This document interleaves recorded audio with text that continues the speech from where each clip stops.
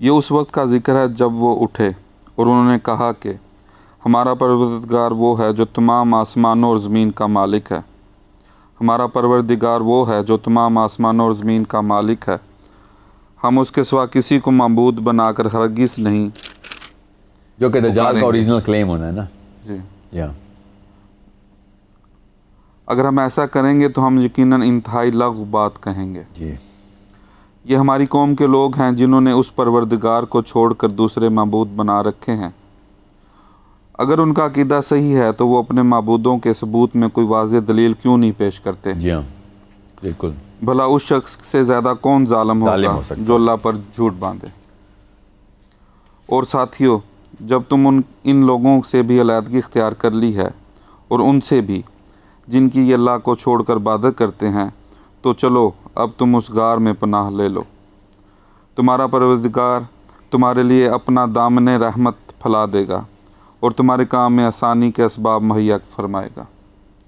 और वो गार ऐसा था कि तुम सूरज निकलते वक्त देखते तो वो उनके गार से दाएं तरफ हट कर निकल जाता, और जब वो गुरूब होता तो उनसे बाएं तरफ कतरा कर चला जाता। और यहाँ पर रुक जाएं। ये अब ये एक बड़ी निशानी में से एक निशानी है। बड़ी निशानियों में से एक निशानी ये है कि जितना मर्ज़ी आप नक्शा बना लेंगे, दुनिया में कोई ऐसी गार नहीं है जो कि इस वक्त इस लैंडस्केप ऑफ द प्लैनेट पे हो कि जिसमें ये निशानी पूरी हो सकती हो कि जब सूरज निकलेगा तो दाईं तरफ से कतरा के गुजर जाए, और वही सूरज जब गुरूब हो रहा हो तो बाईं तरफ से कतरा के गुजरे। ये इस स्पेस के अंदर, जिस स्पेस में हम रहते हैं, ये मैथमेटिकली पॉसिबल नहीं है। मैंने आपसे कहा ना, 1000 साल की मेहनत चाहिए थी, हमारे इल्म की इतनी पुख्तगी चाहिए थी, हमें इस आयत के ऊपर बहस की इतनी पुख्तगी चाहिए थी कि हमारा इल्म इस लेवल तक आ चुका होता, मगर हमने कुरान सीरियस नहीं लिया। इस आयत में जो मैथमेटिक्स और ज्योमेट्री बताई है, मैथमेटिक्स ज्योमेट्री की बेसिस होती है ना, जो ज्योमेट्री बताई है ना इस गार की, वो पेपर पे आप ड्रॉ नहीं कर सकते। सोचें ज़रा, आपका जहन क्या क्या क्या बनाता नक्शा कि एक ऐसी गार है जिसके अंदर एक खुला इलाका है, जो आगे अल्लाह ताला बताएंगे कि हमने इसको उनको खुले इलाके में, गार के अंदर स्पेस ग्राउंड है, एक फ्लैट एरिया है जिधर ये सो रहे थे सारे। ये अगली आयत में अल्लाह ताला बता रहे हैं। इसका मतलब है कि अंदर से फ्लैट है, बाहर जहाँ से भी वो सुराख है गार का जहाँ से वो एंटर हुए हैं, वो जिस मर्जी तरीके से आप उसको गार को प्रेजेंट करें, इस टेबल के ऊपर बनाएं, पेपर पे नक्शे बनाएं, आपको पता है सूरज आसमान में कहाँ से निकलता है, कैसे निकलता है और कैसे गुरूब होता है। वो अपनी आर्क पूरी करता है। दाईं तरफ जब तुलू होता था तो दाईं तरफ से कतरा के गुजर जाएगा सूरज, किसी भी एंगल पे दाईं तरफ से कतरा के गुजरवाएं जरा आप ज्योमेट्री में, तो वो बाईं तरफ से गुरूब होते हुए नहीं गुजर सकता। तुलू के वक्त अगर दाईं तरफ से रास्ता छोड़ के गुजर रहा है तो बाईं तरफ से गुरूब के वक्त वो नहीं गुजर सकता। ऐसा कोई एंगल नहीं है जो कि आप किसी भी ऐसी गार का बना सकें इस फ्लैट अर्थ के ऊपर। यहाँ से आगे ही नहीं जाना चाहिए हमारा प्रोग्राम भी और कोई भी बहस भी, कि जब तक हम इस गार की ज्योमेट्री नहीं समझते, हमें समझ कैसे आएगी निशानी क्या है। यह आयत आप दोबारा पढ़ें ताकि आपको पता चले कितनी सीरियस बात को मैंने यहाँ पे रोका है। और वो गार ऐसा था कि तुम सूरज को निकलते वक्त देखते तो वो उनके गार से दाएं तरफ हट कर निकल जाता, और जब गुरूब होता तो उनसे बाएं तरफ की तरह कर चला जाता जी। और उस गार के एक कुशादा हिस्से में सोए हुए थे। ये सब कुछ अल्लाह की निशानियों में से एक निशानी है। ये देखें आप ज़रा, यहाँ पे ना ये ज़मीन है जिसके कुशादा हिस्से पे असाब काफ यहाँ मौजूद है।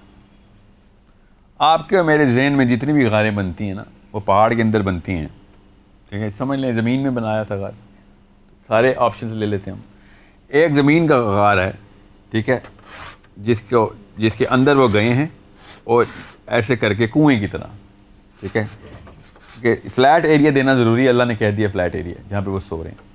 और गार ऐसे है, जब वो यहूदियों को डेड सी स्क्रॉल्स मिले ना, अपनी किताबें मिली हैं उनको, तो वो ऐसे गार से मिली हैं। एक चरवाहा था, उसने सुराख देखा तो उसने नीचे पत्थर फेंका तो बर्तन के टूटने की आवाज़ आई, जैसे मट्टी के बर्तनों में मटका टूटा हो जैसे। गारा अंधेरा था इधर, तो रात का टाइम और दिन के टाइम में भी रोशनी नहीं आती। तो बहरहाल उसने जब बर्तनों की आवाज़ सुनी तो वो अपनी क्यूरियोसिटी में नीचे गया और नीचे देखा सैकड़ों मर्तबान पड़े हुए हैं, मर्तबान में लॉक हुए हुए वो स्क्रोल्स पड़े हुए लेदर के, और लेदर के ऊपर आयतें लिखी हुई सर। तब कहीं जाकर यहूदियों को अपनी किताब की सबसे हिस्ट्री की सबसे 3000 साल की सबसे बड़ी डिस्कवरी हुई है ये, और उसको तो नहीं पता था क्या है। तो वो चरवाहा था, रात को आदि तो उसने स्क्रोल जला दिए क्योंकि ठंड लग रही थी उसको। ठीक है, इतना बड़ा नुकसान है यहूदियों का उस मुसलमान चरवाहे ने, और 40 या 50 डॉलर में इन्होंने ख़रीद लिए सारे। ठीक है, जो इस वक्त इसराइल की सिक्योरिटी में पड़े हैं। बहरहाल वो गार ऐसी है, आप अगर पढ़ेंगे ना उसके बारे में तो वो ऐसी है, वो ज़मीन पे चलते हुए नीचे की तरफ। तो एक तो ये गार हो गई। दूसरी गार जो हमें पता है गार किस तरह की होती है कि वो पहाड़ है और उसके अंदर ये एंट्री है, और यहाँ पे इंसान आते हैं और यहाँ पे लेट जाते हैं। ये कन्वेंशनल पहाड़ के अंदर एक गार है, और ये एक अनकन्वेंशनल गार है, किसी भी होती है, इसमें कोई शक नहीं। अब दोनों केसेस के अंदर पहले हम ये वाला केस ले लेते हैं कि ये पहाड़ है, इसके किस तरफ मर्ज़ी आप गार का दहाना कर लें, इधर कर लें, इधर कर लें, इधर से भी एंटर हो सकते हैं। ठीक है, इधर से भी एंटर हो सकते हैं गार में, और इधर से भी, और चौथी तरफ से भी।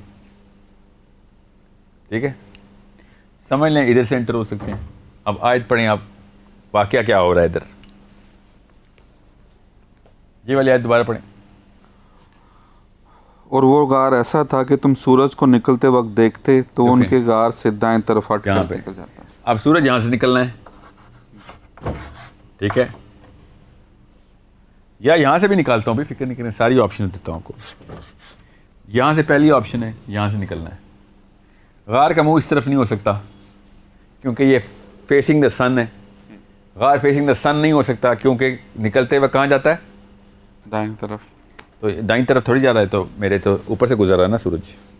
तो गार का मुंह यकीनन एक तरफ ऐसा होना चाहिए कि सूरज या तो दाईं तरफ जाए या बाईं तरफ जाए, मगर सूरज दाईं तरफ से नहीं निकलता था। अल्लाह ने कहा है जब सूरज निकलता था अगर तुम उसको देखते तो गार की दाईं तरफ से सिरकता हुआ निकल जाता। सूरज की किरणें नहीं, सूरज। ठीक है, तो गार की दाईं तरफ से सूरज निकलना है। जब उभरता है सूरज तो दाईं तरफ से सिरक के निकल जाता है। दोबारा पढ़ें अभी आयत, लोगों के अटेंशन को मैंने यहीं पे रखना है। और वो गार ऐसा था कि तुम सूरज को निकलते वक्त देखते तो उनके गार से दाएं तरफ हट कर निकल जाता। दाईं तरफ हट के निकल जाता। ये वाकई इंग्लिश में भी यही तर्जुमा है, अरबी भी यही कह रही है, इसलिए अल्फाज में मसला नहीं करूँगा मैं, क्योंकि वरना ऐसे होता है कि तर्जुमा सही नहीं हुआ। एग्जैक्ट सेम वर्बेज है अरबी की, जो ये तर्जुमे में बता रहे हैं कि गार इधर है, सूरज दाईं तरफ से हट के निकलना है।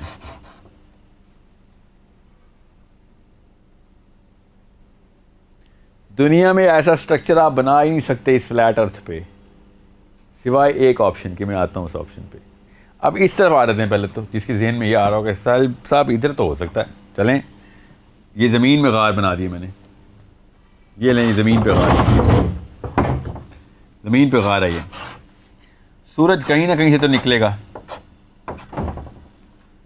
जैसे ही सूरज निकलेगा तो ये ज़मीन की गार ऊपर की तरफ खुलती है, तो सूरज दाईं तरफ से नहीं निकल सकता क्योंकि अब वो फेसिंग द स्काई हो गया।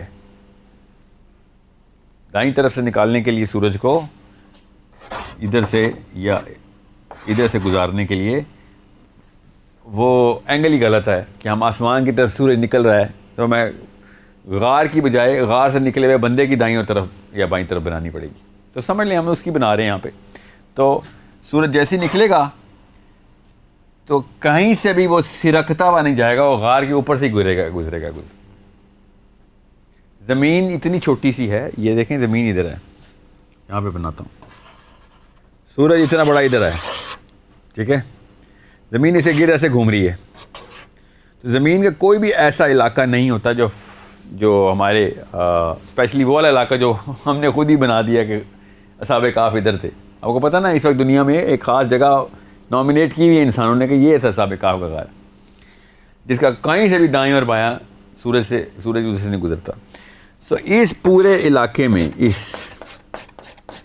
सूरज अपने आप को फ्रंट पे रखता है, दाईं या बाईं तरफ नहीं रखता।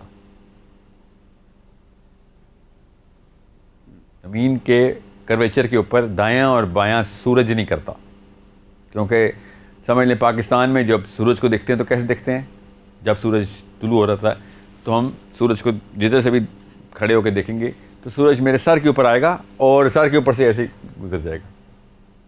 ठीक है, इसका मतलब है कि अगर मैं ये नहीं कह रहा हूँ कि कहाँ पे थे, मैं अभी बताता हूँ कि पॉसिबिलिटी इस गार के थ्रू कहाँ पे बनती है कि जब तक मैं इधर इस पोल के ऊपर या साउथ पोल के ऊपर ये जगह गार ना बनाऊं, अगर मैं फिर बता रहा हूँ, मैं नहीं कह रहा हूँ वो साउथ पोल पे थे या वो नॉर्थ पोल पे थे, अगर इन पोलर रीजन के अलावा कहीं पे भी ये गार बनाई जाए तो सूरज दायां और बायां नहीं कर सकता आपके साथ, स्पेशली दाएं से सिरक के साइड से नहीं निकल सकता। और अगर समझ ले निकल भी सकता है तो एक ही टाइम पे वो तुलू होते हुए दाएं करे और गुरूब होते हुए बाएं नहीं कर सकता। फिर